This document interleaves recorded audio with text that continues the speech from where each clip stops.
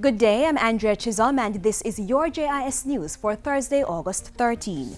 4 newly upgraded roads in East Central St. James were recently opened under the Jamaica Emergency Employment Program JIS.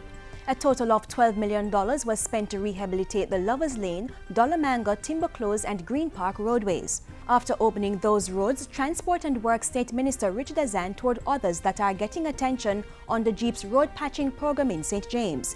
He said most were complete or nearing completion and were already impacting residents' lives. It shows that the JIP program really works in East Central, St. James. Big projects are good.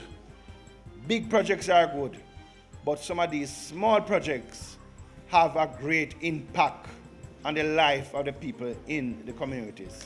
Several retaining walls were also built on the Junction Main Road. The State Minister said Phase 2 of that project would begin soon. The maintenance grant to primary schools will be increased at the start of the new school year in September. Education Minister Reverend Ronald Thwaites made the announcement at a recent back-to-school conference in Montego Bay. We are committed to doing that, not because we know that you need it, but also because high entrance fees and entrance examinations to primary school are forbidden.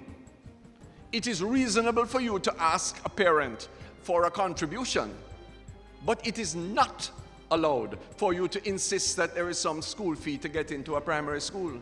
Meanwhile, the minister had a strong word for high schools concerning auxiliary fee payments. In the secondary schools, I'm asking you please, auxiliary fees are necessary and are applicable to everyone except the PATH students. And even the PATH beneficiaries ought to be asked and can properly be asked to make some contribution, but no one may be prejudiced if they cannot make it. Significant savings in energy costs is expected from the commissioning of a 10-kilowatt solar-powered irrigation system at the Ebony Park Pump Station in Clarendon. The pump is operated by the National Irrigation Commission. It will provide a more efficient supply of water to farmers of the Ebony Park Agri Park and the Heart Academy in the parish. At the recent commissioning ceremony, Agriculture Minister Derek Kelly said this solar project was part of measures to increase the volume of irrigated farmlands.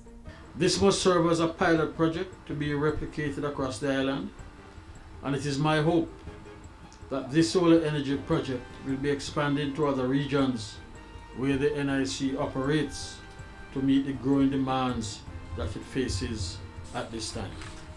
The NIC is also looking to implement the solar project in St. Catherine, St. Elizabeth and St. Thomas.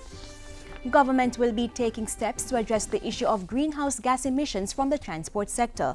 Climate Change Minister Robert Pickersgill says it's among the issues to be addressed in the revised National Transport Policy.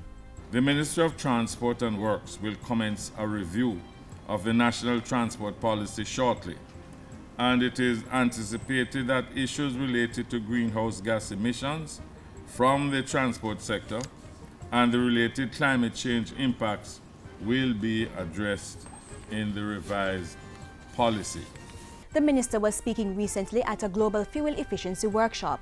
He said that under Jamaica's national energy policy, a draft national biofuels policy was also being developed to provide a low-carbon option for the transport sector.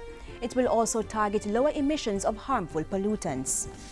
And finally, at least 10 historical sites in Westmoreland will be developed as part of government's thrust to diversify and expand Jamaica's tourism product.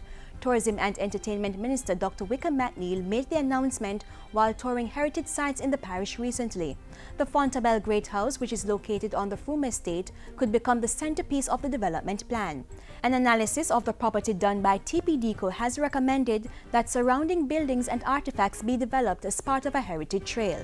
The plan also includes the upgrade of existing attractions in the parish. Because if you are able to do something here at Fontabella and the other houses that are in the region, if you can link those with Roaring River, if you can link them with Mayfield Falls, you start to get economies of scale where persons can go on a tour so they can get a water attraction, a heritage attraction. Sugar Company of Jamaica, SCJ Holdings, is the largest landlord in the parish. Chairman Donna Scott Motley says the company is now seeking investors for the management and control of the proposed development. And that's it for JIS News today. I'm Andrea Chisholm. Thank you for watching.